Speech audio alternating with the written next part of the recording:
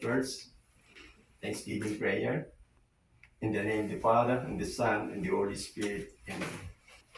Our Father who art in heaven, hallowed be thy name. Thy kingdom come, thy be done on earth as it is in heaven. Give us this day our daily bread, and forgive us our sins, as we forgive those who sin against us. Do not bring us to the test, but deliver us from evil. Amen. Hail Mary, full of grace, the Lord is with thee. Blessed art thou among women, and blessed is the fruit of thy womb, Jesus. Holy Mary, Mother of God, pray for us sinners, now and at our death. Amen. Glory be to the Father, and to the Son, and to the Holy Spirit. It was the beginning, is now, and ever shall be, world without end. Amen. May mighty God bless us, the Father, the Son, and the Holy Spirit. Amen.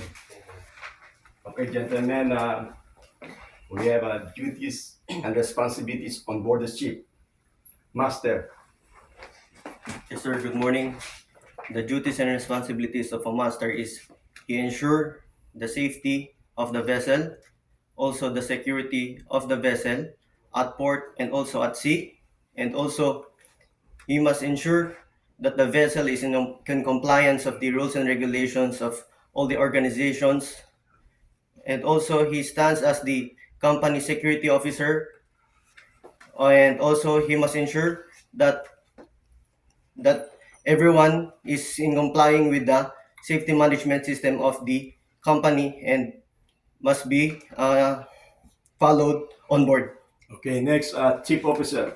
The duties and responsibilities of a chief officer. He is the second in command through captain when something happens. He's the overall in charge of the cargo and the safety of the vessel. Also in charge in the deck part and all the maintenance and all the safety regarding the crew. Okay, next, Second Officer. Second officer is one of the officer in charge of navigational watch, in charge of navigational equipments, and acted as medical officer or a doctor on board the ship. Okay, next, Third Officer.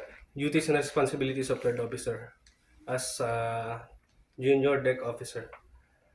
Ensuring safety compliance, assist with mooring, conducting safety drills and updating nautical publications.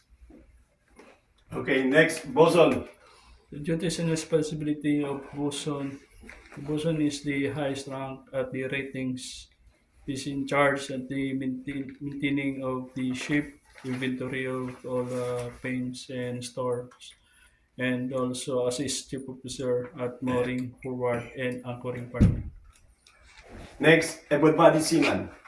AB is steering the ship, deck maintenance, and assist in cargo operation with the chief officer orders. Okay. Next, Ordinary Seaman. As an officer, the duties and responsibilities is to obey orders from senior officers, help in mooring lines, and assist AB for the deck maintenance. Okay, next, Chief Cook. Chief Cook, sir, duties and responsibilities on board, preparation of meal and preparation of the calculation of the onboard remaining inventory and preparation on accommodation on board, sir. Okay, very good.